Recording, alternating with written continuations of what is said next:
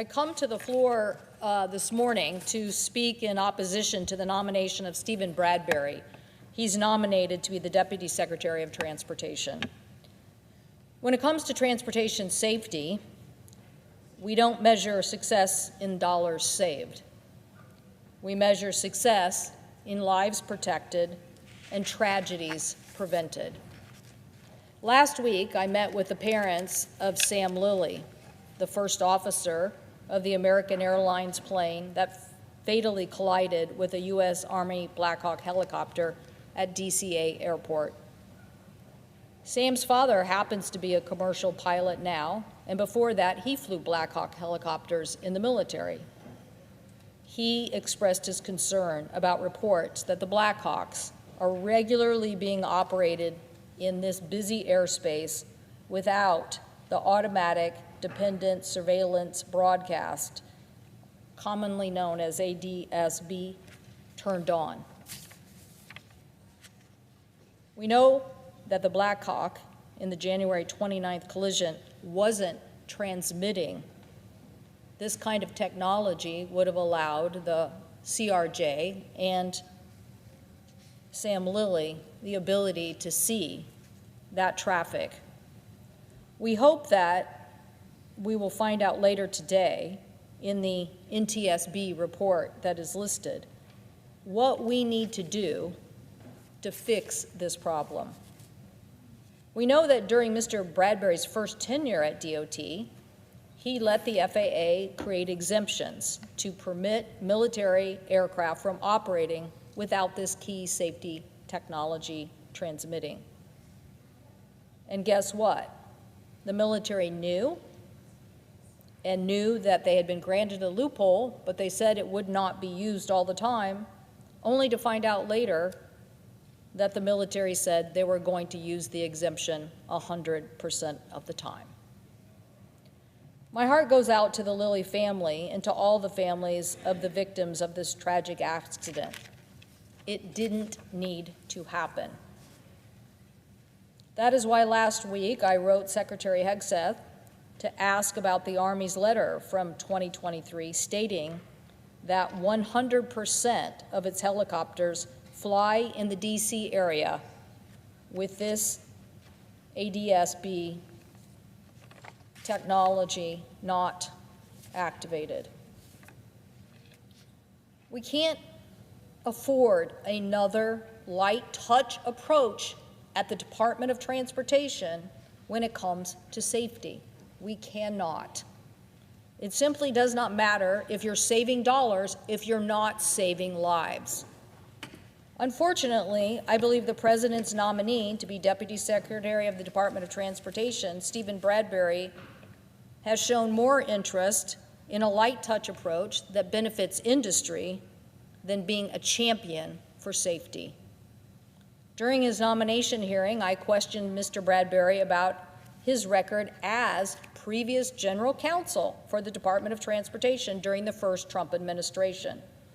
In this capacity, Mr. Bradbury played a key role in orchestrating the rollback of multiple safety requirements under the guise of advancing a reform agenda. For example, under his watch, he prevented requirements for truck drivers. There was a fatigue prevention requirement for truck drivers, which he loosened. The vehicle safety recall investigation reached an all-time low, and meanwhile, road fatalities increased. Under his watch, there were a number of rail safety requirements that were also waived. The Department of Transportation withdrew its two-person crew rule. This was a rule that people had recommended after derailments in the United States and in Canada, including a runaway oil train in Quebec in 2013 that derailed and killed 47 people.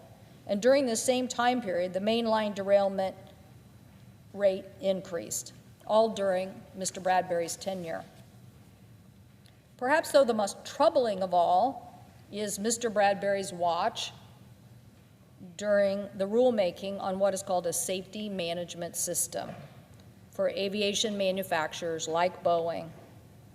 Just 9 days after the first 737 MAX crash in 2018, which resulted in 346 deaths, there was a rule that said, being proposed, that the safety management system should be a mandatory requirement, not voluntary. Don't tell an industry that has to manufacture planes, it's okay, you can voluntarily comply with some of these rules. No, we need requirements that manufacturers must meet. As my colleagues on the Commerce Committee know, a safety management system rule for aviation manufacturers would have instituted a comprehensive process for analyzing, predicting, and ultimately mitigating risk. The safety management system is considered the gold standard now around the world. If you want to have safety, you have a safety management system. It's a more robust process. And I question how Mr. Bradbury at DoT, after the first Indonesian 737 MAX crash, didn't see or understand the need for critical information and analysis that a safety management system would have put in place, particularly because the FAA continued to let the MAX plane fly, and part of the process in question is whether they considered the critical analysis that Boeing had done to allow the plane to fly and what the FAA's role was. So following the tragedies of both 737 MAX crashes, the Commerce Committee, led by then Chairman Wicker, launched an investigation into the crashes to find solutions and prevent the disaster from happening again. But what did Mr. Bradbury do? Did he work with the committee to improve safety for the flying public? No, he did not. He basically thwarted Senator Wicker and the committee's efforts to get the information about what the FAA had done. Make this clear here today. Our colleagues need to hold the FAA accountable. If you don't hold the FAA accountable as the oversight body, fat chance the FAA is going to continue to do its job as aggressively as it needs to. So, Senator Wicker's office said, quote, Mr. Bradbury intentionally withheld relevant information requested by the committee, end quote. He made our investigation very hard. In fact, Senator Wicker later said, quote, he deliberately attempted to keep us in the dark, and by that I mean our investigations, our staff, our committee, and me, end quote. Now, I have great respect for my colleague, Senator Wicker, but the Bradbury's findings in stymieing us as a committee to do our oversight job gives me serious questions about his level of transparency. The families of the 737 MAX crashes wrote to Chairman Cruz last month to express their concerns about Mr. Bradbury's role in obstructing the committee's investigation into the crashes that took their loved ones' lives. They also voiced concern about Mr. Bradbury's role that led to the delays in holding Boeing accountable to implementing a true mandatory safety management system. Now, during his hearing, Mr. Bradbury suggested that the rule that was proposed by the previous Obama administration that made it mandatory for manufacturers to have a safety management system was held up because some small businesses didn't want to meet that requirement. Do we not believe that businesses are going to object to some rules? They do. They do all the time. But that doesn't mean scrapping the rule altogether, which is exactly what happened as far as the mandatory requirement. Well, lucky for the consumer, our committee, in the aftermath of these two crashes, got legislation passed that said, yes, you have to have a mandatory safety management system. And you have to, FAA, put that rule out. Now, Mr. Bradbury was still serving as general counsel and acting deputy secretary of the department. You would have thought, now that he's gotten a directive by Congress to put out this rule, he would have said, hey, we have one. We've been debating it for a while, but now we've had 2 crashes. It's really clear that the safety culture needs to be upgraded. Everybody agrees, all experts, this is the great system. Let's implement it. But he didn't. He didn't move forward, even after Congress mandated it. And after Mr. Bradbury's confirmation hearing in front of the Commerce Committee last month, the families of the 737 MAX crashes released a statement saying his testimony purporting to prioritize aviation safety, quote, shows a complete disregard for the 84 people who died in plane crashes in the United States in the last month, end quote.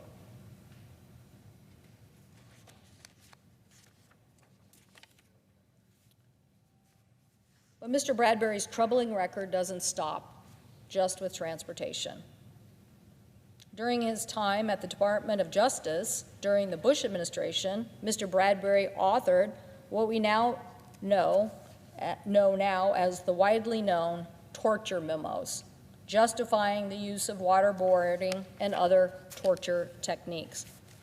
The Department of Justice, in the Office of Professional Responsibility, reviewed these memos and raised doubts about them, quote, saying the objectivity and reasonableness, end quote, of these legal analysis.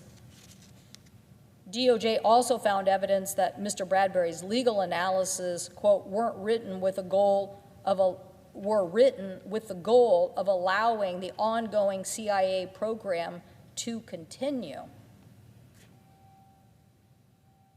So Mr. Bradbury then, at the Department of Justice, was writing rules that fit the outcome that he wanted instead of looking objectively at what the American people needed.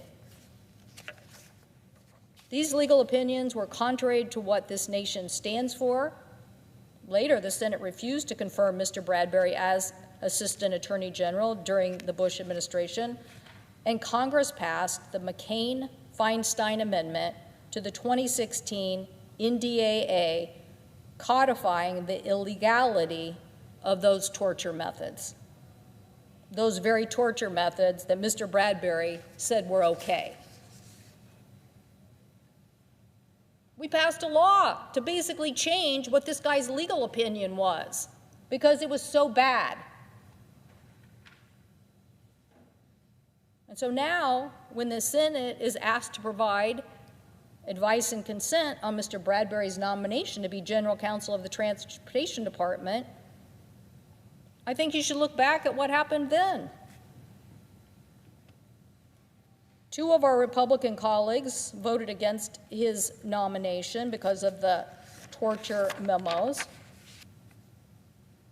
They rightly concluded that he was not right to fit in the Department of Justice role. I'm saying today, what do you need to know? He didn't fight for strong safety rules at the Department of Transportation before. He's not going to fight for them now. It's really clear that our aviation safety system needs strong leadership at the FAA. Not someone who's going to write the rule to fit business, but write the rule to fit safety. As these issues weren't concerning enough, there is another issue. During his confirmation hearing, I asked Mr. Bradbury, what about the conflicts of interest that appear to be mounting between Elon Musk and the FAA? You know, I thought a smart lawyer, because your job is to be general counsel, could really give guidance to the Secretary of Transportation, give guidance to the FAA administrator, the acting one, and could say, these are the ways in which Elon Musk should not pass go, would be a conflict of interest, would be a problem at the FAA, given that there are already issues that are really clearly in front of us. So I said, tell us, where do you think those conflict of interests exist? Of course, at the hearing, he kind of demurred. And I said, you know what, Mr. Bradbury, you can give me for the record, where exactly do you think there's a conflict of interest? But he didn't just evade my answers. He basically said that he thought that it was an excellent idea to have Elon Musk and SpaceX making changes to the FAA air traffic control system. In fact, he said that he didn't, quote, see the potential for a conflict, end quote, with the SpaceX employees having access to the FAA. Of course, we know now that 3 SpaceX engineers were recently hired as special government employees at the FAA and were immediately granted conflict of interest waivers by the Trump administration so they could work on matters at the FAA. Why? Because they had, quote, direct and predictable effects upon the financial interests of SpaceX, end quote. So in other words, the Trump administration conceded that conflicts of interest do exist, and they're going to let them happen anyway, and they went to get a waiver. The conflicts of interest for Mr. Musk and SpaceX at the FAA is obvious. Let me just say, though, first, you can have all sorts of broadband solutions, including satellite solutions. But when you're talking about the air traffic controller system, that kind of system is inferior to fiber. Why? Because of speed, capacity, cost, weather, all sorts of issues. And when there's chaos, we need certainty and predictability. So we are seeing a conflict play out right before our eyes. According to a Bloomberg report, one of SpaceX engineers who was granted a conflict of interest waiver recently told the FAA that SpaceX planned to send 4,000 Starlink terminals to the agency. For what? We're still trying to find out.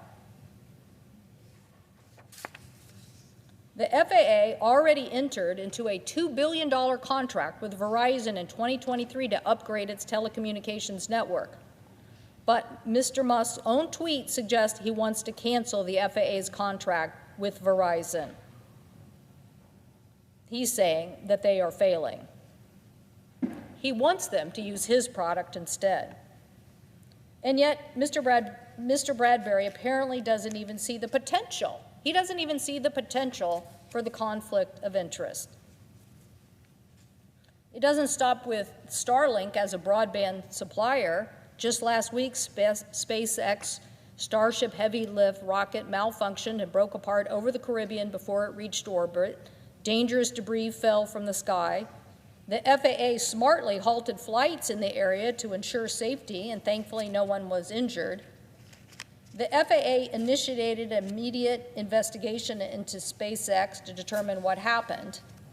The investigation presents another clear conflict of interest. As we know, Mr. Musk doesn't think FAA safety rules should apply to him. Last September, the FAA fined Mr. Musk and SpaceX for failing to comply with specific requirements in its launch license. Afterwards, after getting fined, Mr. Musk made a spectacle calling for the firing of the FAA administrator.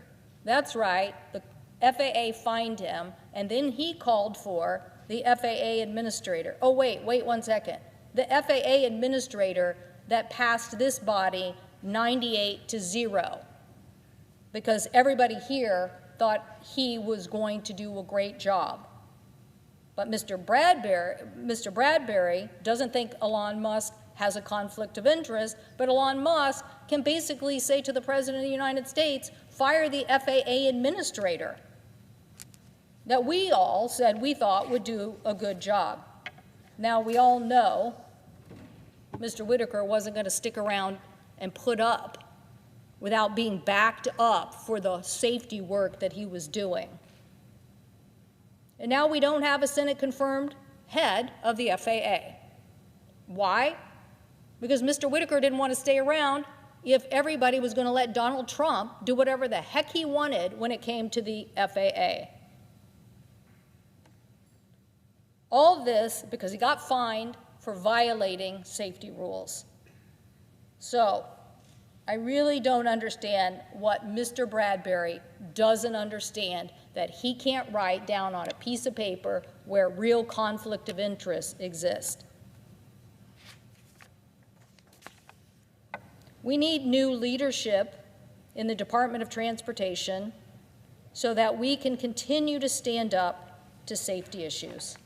I do not believe Mr. Bradbury is that person. Mr. Bradbury sees bureaucratic hurdles when other people see safety safeguard. He sees red tape where we see life-saving protections. He sees the objective of having a light-touch FAA, and we see the objective of having safety be the primary purpose, because you can't win at aviation if you don't win at aviation safety first. Ask the people of the Pacific Northwest. The catastrophes of the MAX crashes not only lost lives, they cost billions of dollars. So not adhering to safety is hardly a winning economic solution. So Mr. Bradbury hasn't shown us the leadership on safety. He has not shown the fidelity of upholding the law, of even respecting Congress. He has not shown us the courage that it takes to stand up and make sure that safety is implemented. And the consequences of putting the wrong person in place are measured in human lives, not dollars. Human lives. The Boeing 737 MAX families know this. Yesterday was the 6th anniversary of the Ethiopian Airlines crash that claimed 157 lives. Family members like Javier de Luis and Nadia Milaron, who have now oriented their lives around making aviation safer. I so appreciate their advocacy, but the people at the FAA should be doing the same. I urge my colleagues to vote against the nomination of Stephen Bradbury, and I yield the floor.